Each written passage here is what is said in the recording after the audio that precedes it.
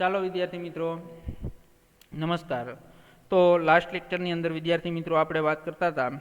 તો લાસ્ટ લેક્ચરની અંદર આપણે સમજ્યા આલ્કોહોલનું આયુપીએસી અને સામાન્ય નામકરણ છે. તો એ સામાન્ય નામકરણના બધા જ નિયમો વાત કર્યા અને કોષ્ટકની અંદર જે આપ્યા છે એની તમારે પ્રેક્ટિસ કરવાની છે. હવે આજના લેક્ચરની અંદર આપણે જોશું ફિનોલ સંયોજનનું આયુપીએસી નામકરણ અને સામાન્ય નામ. ફિનોલ સંયોજનો. તો ફિનોલ સંયોજનની આપણે વિદ્યાર્થી મિત્રો વાત કરવી છે. તો ફિનોલ સંયોજનની અંદર આપણે સમજવું હોય તો એની અંદર બેન્ઝીન છે એની ઉપર આપણે OH ક્રિયાશીલ સમૂહ લગાડીએ છીએ એટલે આપણે એને ફિનોલ કહીએ.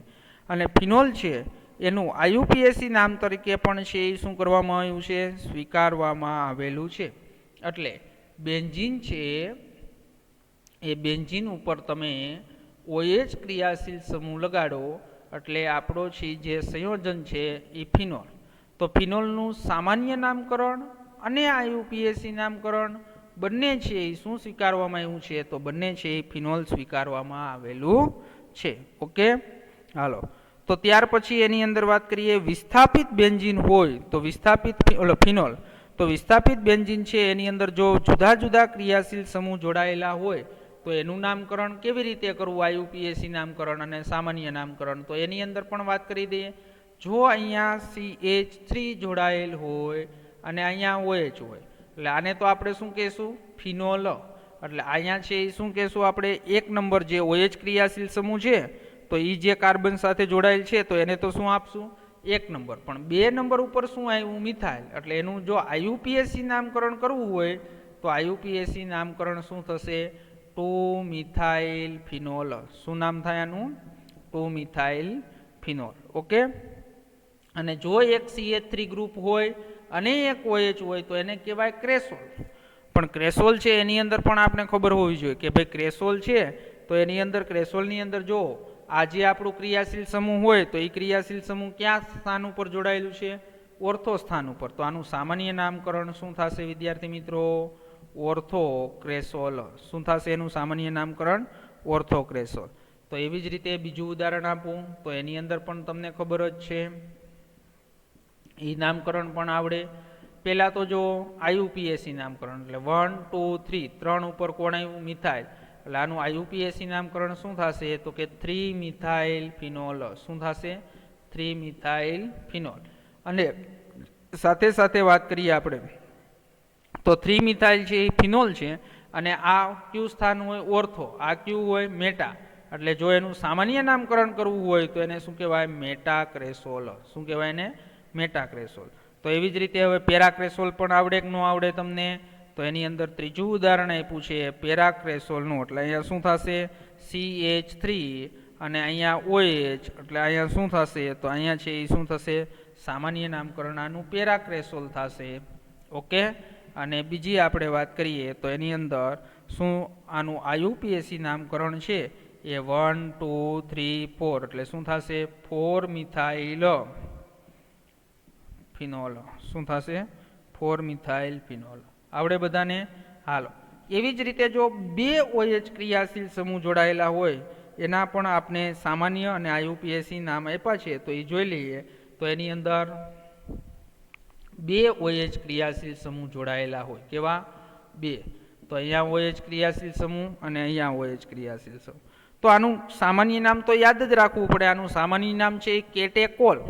હવે જો આ 2 જોડાયેલા છે એટલે આ આપણું શું છે, બેન્ઝીન. 1 અને 2 સ્થાન ઉપર જોડાયેલા છે તો આનું આયુપીએસી નામકરણ કરવું હોય તો એને શું કહેવાય, બેન્ઝીન 1,2 ડાયોલ. શું કહેવાય એને, બેન્ઝીન 1,2 ડાયોલ. ઓકે. તો એવી જ રીતે આપણે અહીંયા OH ક્રિયાશીલ સમૂહ જોડાયેલ હોય, અહીંયા OH ક્રિયાશીલ સમૂહ જોડાયેલ હોય તો એની અંદર આપણે આનું નામ છે હાઇડ્રોક્સીક્વિનોન. સામાન્ય નામકરણ કરવું હોય તો એનું થાય હાઇડ્રોક્વિનોન. શું થાય, હાઇડ્રોક્વિનોન. તો આનું નામ છે એ શું થશે, હાઇડ્રોક્વિનોન. અને આનું આયુપીએસી નામકરણ કરવું હોય તો 1, 2, 3, 4. એટલે શું થાય, બેન્ઝીન 1,4 ડાયોલ. શું નામ થશે, બેન્ઝીન 1,4 ડાયોલ. તો આનું નામ છે એ શું થશે, બેન્ઝીન 1,4 ડાયોલ. ઓકે, હાલો. એવી જ રીતે મેટા સ્થાન ઉપર જો OH 2 જોડાયેલા હોય અહીંયા OH જોડાયેલો હોય અને એક અહીંયા હોય છે. તો આનું નામકરણ કરવું હોય તો આનું આ યુપીએસસી નામકરણ તો બધાને આવડે 1 2 3 એટલે શું થાય બેન્ઝીન 1 2 1 3 બેન્ઝીન 1 3 ડાયોલ. ઓકે, અને એનું સામાન્ય નામ છે એ તો યાદ જ રાખવું પડે રિસોર્સિનોલ. આનું સામાન્ય નામ શું છે રિસોર્સિનોલ. ઓકે, હાલો તો રિસોર્સિનોલ. હવે આ આપણે ફિનોલ છે તો એ ફિનોલના શું વાત કરી તો ફિનોલના છે એ આઈયુપીએસી અને સામાન્ય નામકરણ સમજ્યા. હવે ત્યાર પછી ઇથર સંયોજનો છે તો ઇથર સંયોજનોના આપણે નામકરણ સામાન્ય નામકરણ અને આઈયુપીએસી નામકરણ છે એની આપણે વાત કરવી છે. હાલો તો ઇથર સંયોજનો છે એ પણ આપણે વિદ્યાર્થી મિત્રો જોઈ લઈએ. તો ઇથર સંયોજનો છે એ પણ આપણે સમજી લઈએ એના આઈયુપીએસી નામકરણ અને સામાન્ય નામકરણ. તો ત્યાર પછી ઇથર સંયોજનો. તો ઇથર સંયોજનોના છે સામાન્ય નામકરણ અને આઈયુપીએસી નામકરણ છે તો એની અંદર આપણે છે શું કરવાનું છે તો ઇથર સંયોજનોના જ્યારે સામાન્ય નામ લખવા માટે આલ્કાઇલ હોય એરાઇલ સમૂહના નામને અંગ્રેજીના મૂળાક્ષરના ક્રમમાં છે એ અલગ અલગ લખી અને અંતમાં છે એ શું કરવાનું છે તો અંતમાં છે એ ઇથર શબ્દ છે એ લગાડવાનો છે. હવે જો CH3OCH3 અત્યારે હું અહીંયા સામાન્ય નામકરણની વાત કરું છું, પછી આઈયુપીએસી નામકરણ આપણે જોઈએ. સામાન્ય નામકરણની અંદર આ બે જુદા જુદા આલ્કાઇલ અથવા એરાઇલ ક્રિયાશીલ સમૂહ જોડાયેલા હોય ત્યારે તમારે એને શું કરવાનું છે તો ત્યારે તમારે છે એને અંગ્રેજીના મૂળાક્ષર પ્રમાણે છે એ ગોઠવી અને પ્રત્યે ઇથર લગાડવાનું છે. પણ અત્યારે તો બે જો કેવા છે સમાન, તો બે સમાન છે મિથાઇલ છે તો આગળ શું લખવું પડશે ડાયમિથાઇલ ઇથર. શું લખશું આપણે ડાયમિથાઇલ ઇથર. ઓકે, તો આપણે ડાયમિથાઇલ ઇથર. પણ જો એવી જ રીતે અહીંયા C2H5O C2H5 હોય તો આનું નામકરણ કરવું હોય તો શું થશે તો આનું નામકરણ બે સમાન છે ડાયઇથાઇલ ઇથર. ઓકે, પણ હવે જો તમારે એની અંદર એક C2H5 હોય અને એક O હોય અને એક CH3 હોય. ઓકે, તો એની અંદર વિદ્યાર્થી મિત્રો છે આનું નામકરણ કરવું હોય તો એને અંગ્રેજીના મૂળાક્ષર પ્રમાણે ગોઠવવા પડે. તો એની અંદર છે એ શું થશે મિથાઇલનો M ઇથાઇલનો E એટલે અંગ્રેજીના મૂળાક્ષર પ્રમાણે E પહેલા આવશે એટલે શું લખશો ઇથાઇલ મિથાઇલ ઇથર. શું લખાશે આને ઇથાઇલ મિથાઇલ ઇથર. અને એવી જ રીતે CH3 હોય અહીંયા O હોય અને અહીંયા CH2 CH3 હોય તો એની અંદર અહીંયા શું થશે મિથાઇલનો M અને પ્રોપાઇલ N પ્રોપાઇલ એટલે અહીંયા N ને ધ્યાનમાં લેવાનો એટલે મિથાઇલનો M પહેલા આવે N પછી આવશે. તો આનું નામકરણ કરવું હોય તો મિથાઇલ N પ્રોપાઇલ પ્રોપાઇલનો P નથી લેવાનો ભાઈ N લેવાનો. આઈસો હોય તો I, નિયો હોય તો N.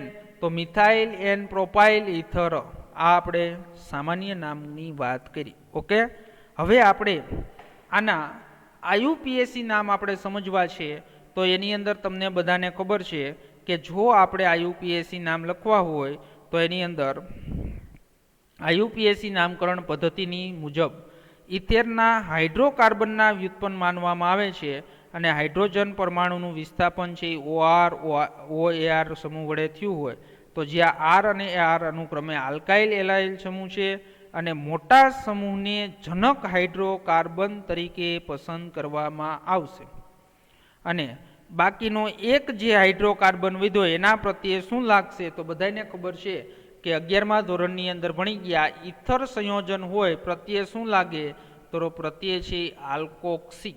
શું લાગે આલ્કોક્સી.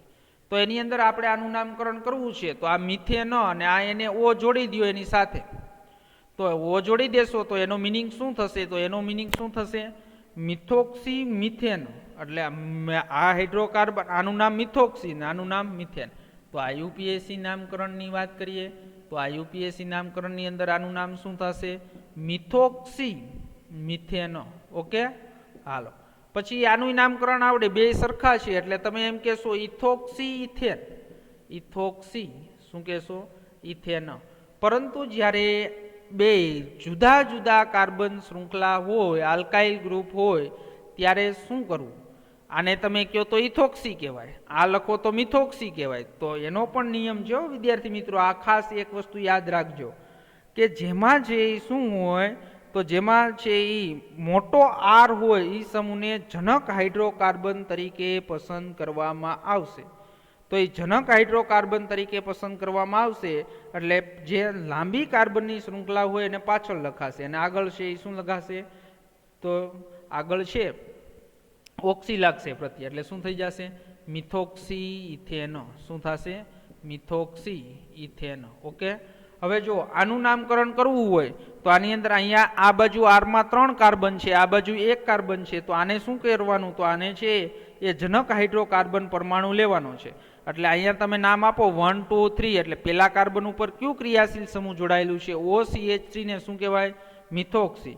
તો એની અંદર આપણે શું કહેવાય? 1 મિથોક્સી પ્રોપેન. તો આનું IUPAC નામકરણ શું થશે?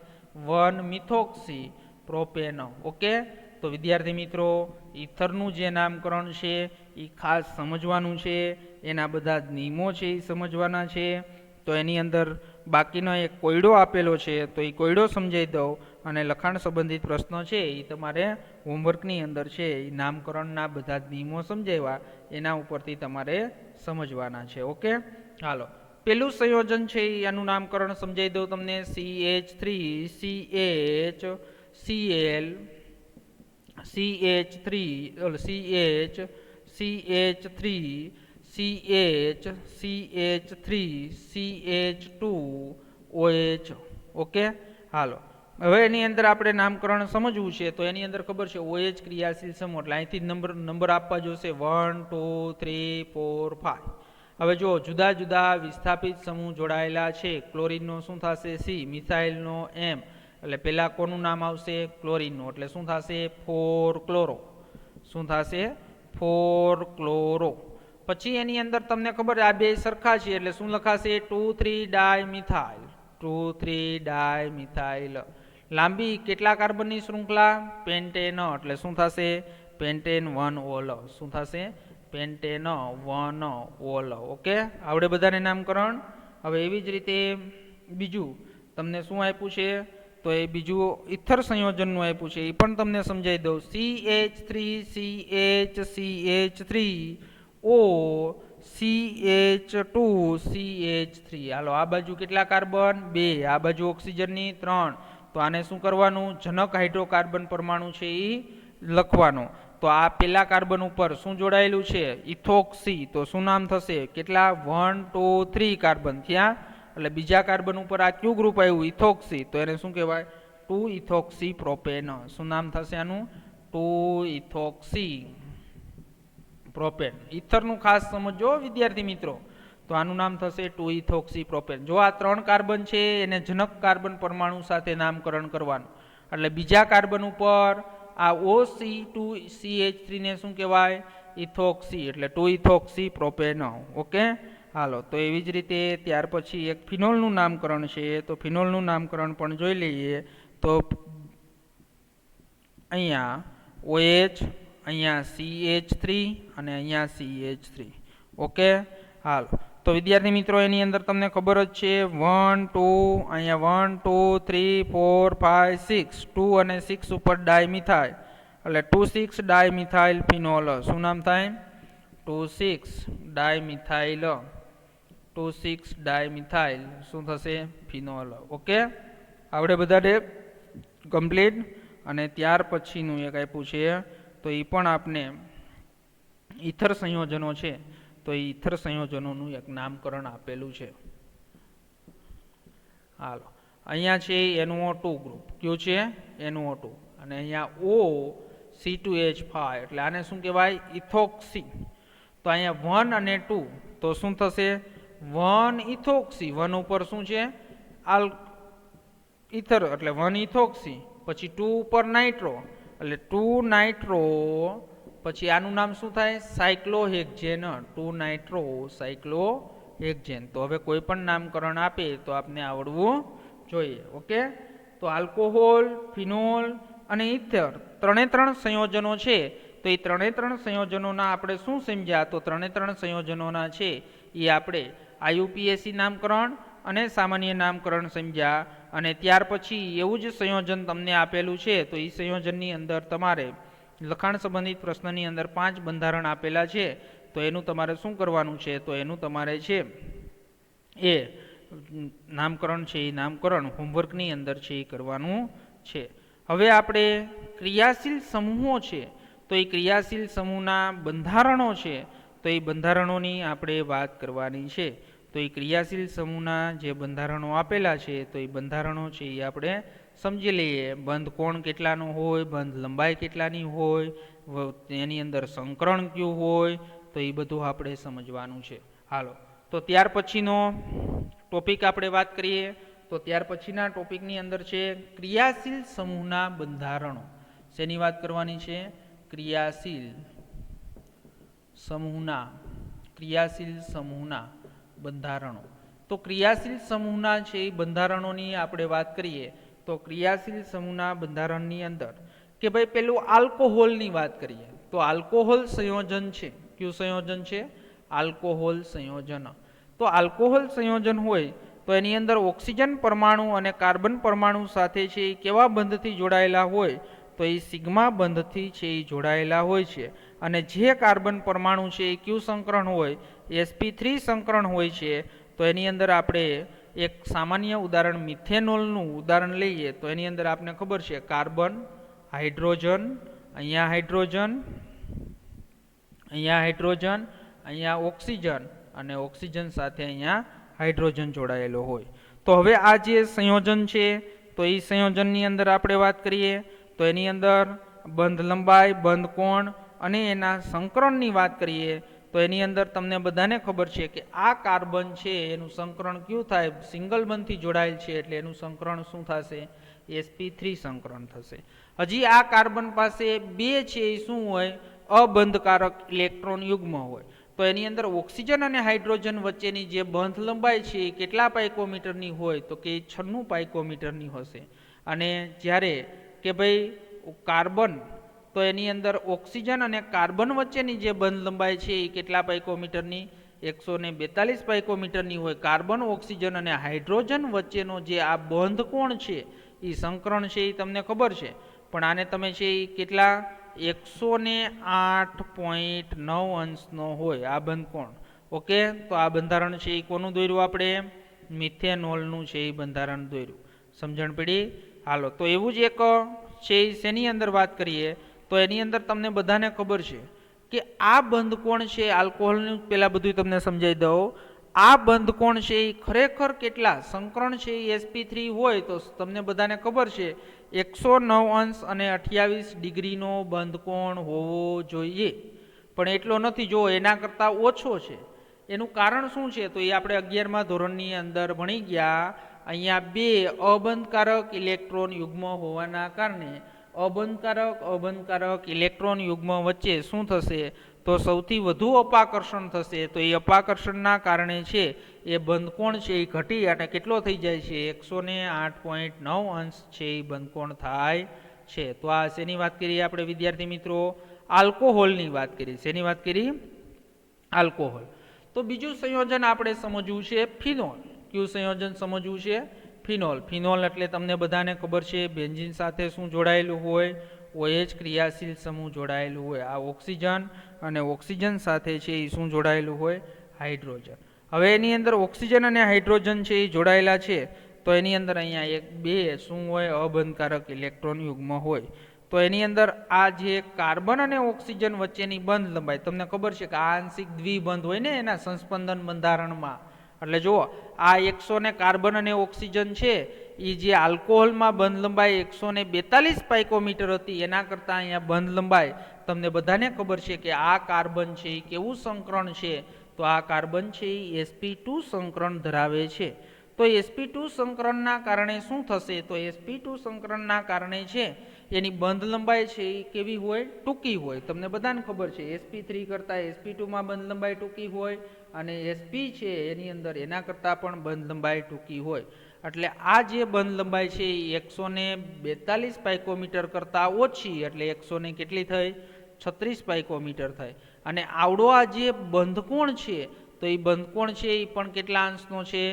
109 અંશનો હોય છે. એટલે ત્યાં પણ છે એ શું થયો? ઘટ્યો. એટલે કેટલો ઘટ્યો? 28 ડિગ્રી છે એ બંધકોણ ઘટ્યો. ઓકે, તો આ છે એ બંધારણ છે. કેના બંધારણની વાત કરી? ફિનોલ છે એ ફિનોલનું આપણે એક ઉદાહરણ લીધું. સમજણ પડી ગઈ?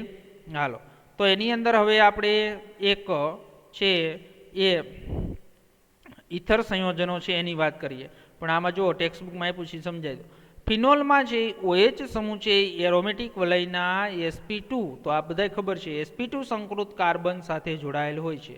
અને ફિનોલમાં કાર્બન અને ઓક્સિજન બંધ લંબાઈ 136 પાઇકોમીટર છે. એનું કારણ એ સમજાયું કે મિથેનોલમાં રહેલા આ બંધની બંધ લંબાઈ કરતાં સહેજ ઓછી હોય છે. તો આમ થવાના બે કારણ છે. એક તો તમને કીધું ઓક્સિજનના અસહભાગિત ઇલેક્ટ્રોન યુગ્મ એરોમેટિક વલય સાથે સંયુગ્મન થવાથી આ બંધ છે એ આંશિક કેવો હોય? દ્વિબંધ હોય છે, લક્ષણ પ્રાપ્ત કરે છે. અને જ્યારે બીજું કારણ એ છે કે sp2 સંકૃત અવસ્થામાં કે જેની સાથે ઓક્સિજન જોડાયેલો હોય છે. ઓકે, સમજણ પડી? હાલો, ત્યાર પછી આપણે વાત કરીએ ઇથર સંયોજનની. શેની વાત કરીએ? ઇથર સંયોજન. તો ઇથર સંયોજન આપણે સમજીએ. તો ઇથર સંયોજનની અંદર એક ઉદાહરણ લઈએ, મિથોક્સી મિથેન. શેનું ઉદાહરણ લઈએ? Methoxy methane. તો મિથોક્સી મિથેનની વાત કરીએ તો મિથોક્સી મિથેનની અંદર સમજીએ તો એની અંદર ઓક્સિજન, આ ઓક્સિજન પાસે બે અબંધકારક ઇલેક્ટ્રોન યુગ્મ, અહીંયા કાર્બન હોય, અહીંયા હાઇડ્રોજન, હાઇડ્રોજન અને હાઇડ્રોજન, અહીંયા પણ કાર્બન, હાઇડ્રોજન, હાઇડ્રોજન અને હાઇડ્રોજન. તો એની અંદર આપણે સમજવું હોય તો એની અંદર આ જે કાર્બન અને ઓક્સિજન છે એની બંધ લંબાઈ છે એ કેટલી છે? 141 પાઇકોમીટર. એટલે આલ્કોહોલ અને મિથોક્સી મિથેનની અંદર ઓક્સિજન અને હાઇડ્રોજનની બંધ લંબાઈમાં એટલો બધો તફાવત હોતો નથી. કારણ કે આ કાર્બન છે એ પણ કયું સંકરણ હોય? sp3 જ સંકરણ હોય. એટલે એટલો બધો તફાવત નહીં. ઓલામાં 142 પાઇકોમીટર હતી અને આની અંદર છે એ 141 પાઇકોમીટર છે. હવે જો આ બંધ કોણ કાર્બન, ઓક્સિજન અને કાર્બન વચ્ચેનો જે બંધ કોણ છે એ કેટલાનો હોય? તો એ બંધ કોણ છે એ 111.7 અંશનો હોય. તો આ બંધ કોણ છે એ શા માટે 111 તો એ 111.7 અંશનો હોય છે એની પણ વાત કરી દઈએ. હાલો, તો ઇથર સંયોજનોમાં 4 ઇલેક્ટ્રોન યુગ્મ એટલે કે ઓક્સિજન પરના 2 બંધકારક ઇલેક્ટ્રોન યુગ્મ, એટલે આ બંધકારક. ઓકે, એ તો બધાને ખબર જ હોય, 12મા ધોરણમાં ભણો છો. અને 2 અબંધકારક. તો આવડા 2 છે એ શું છે? અબંધકારક. તો 2 બંધકારક અને 2 અબંધકારક ઇલેક્ટ્રોન યુગ્મ લગભગ કેવી રીતે ગોઠવાયેલા હોય? સમચતુષ્ફલકીય રીતે ગોઠવાયેલા હોય છે. અને 2 આ જે મોટા કદના R એટલે કે આલ્કાઇલ સમૂહ જોડાયેલા છે, તો તે આલ્કાઇલ સમૂહ છે એ આલ્કાઇલ સમૂહ, મોટા કદના જે આલ્કાઇલ સમૂહ છે તો એ આલ્કાઇલ સમૂહ વચ્ચેની અપાકર્ષણીય પારસ્પરિક ક્રિયાના કારણે બંધકોણ છે એ સમચતુષ્ફલકીય બંધકોણ કરતાં સહેજ વધુ હોય છે. જો સમચતુષ્ફલકીય એટલે આપણે મિથેનનું ઉદાહરણ તમે આગળ ભણી ગયા છો, hydrogen, carbon, hydrogen, hydrogen, CH4. Okay, તો આની અંદર તમને ખબર છે આ 109.5 અંશનો બંધકોણ હોય, સમચતુષ્ફલકીય આકાર હોય ત્યારે. પણ અહીંયા છે એ શું થાય છે? તો અહીંયા તમને બધાને ખબર છે કે સમચતુષ્ફલકીય આકાર કીધો તમને, પરંતુ અહીંયા બંધકોણ છે એ 109 અંશ 109.28 અંશ કરતાં શું છે? વધારે છે. તો એ વધારે હોવાનું કારણ શું છે? તો એની અંદર તમને કીધું કે આ જે 2 મોટા જે આલ્કાઇલ ગ્રુપ જોડાયેલા છે તો તે આલ્કાઇલ ગ્રુપ છે એના અપાકર્ષણના કારણે આ બંધકોણ છે એના કરતાં મોટો થાય છે. ઓકે, તો એ અપાકર્ષણના કારણે એ બંધકોણ મોટો જોવા મળશે. અને બીજું, ઇથર સંયોજનોમાં કાર્બન અને ઓક્સિજનની બંધ લંબાઈ એટલે કે 141 પાઇકોમીટર છે. અને આલ્કોહોલના સંયોજનોમાં કાર્બન અને ઓક્સિજન બંધ લંબાઈની લગભગ છે એ કેવી હોય છે? સમાન છે, એ સમાન હોય છે. ઓકે, તો વિદ્યાર્થી મિત્રો ખબર પડી ગઈ. હવે આપણે એની અંદર આગળ છે તો એ આગળ આવતા લેક્ચરની અંદર આલ્કોહોલ અને ફિનોલ સંયોજનોની બનાવટની વાત કરીશું અને ત્યાર પછી છે એના રાસાયણિક ગુણધર્મ છે એ રાસાયણિક ગુણધર્મ સમજશું. ચેપ્ટર એકદમ નાનું છે, સરળ છે અને વ્યવસ્થિત રીતે કમ્પ્લીટ આપણે આ ચેપ્ટર છે એ તૈયાર કરી નાખવાનું છે. એટલે આમાંથી આપણે કાર્બનિક પરિવર્તનો પૂછાય, કોઈ પણ ક્વેશ્ચન પૂછાય તો આપણે બધા જ છે એ બધા જ શું થવા જોઈએ, આવડવા જોઈએ. પછી સાથે સાથે જે સ્વાધ્યાય ચલાવતા હોય તો એ પણ સ્વાધ્યાય છે એ તમારે કમ્પ્લીટ તૈયાર કરતું જવાય. તો એની અંદર 11.1 આપેલું છે અને 11.2 આપેલું છે. આયુપીએસસી નામકરણ છે તો એ પણ સાથે સાથે આ જે હોમવર્કની અંદર આપું છું 11.1 અને 11.2 બંને છે એ શું કરજો તો બંને છે એ કમ્પ્લીટ છે એના નામકરણ છે અને એક નામકરણ ઉપરથી બંધારણ દોરવાના છે. તો 11.1 અને 11.2 એ પણ કમ્પ્લીટ તૈયાર કરી નાખજો. ઓકે, ચાલો વિદ્યાર્થી મિત્રો વ્યવસ્થિત રીતે તૈયારી કરજો અને સમજીને તૈયારી કરજો અને વ્યવસ્થિત છે એ આપણું ચેપ્ટર કમ્પ્લીટ થઈ જાય.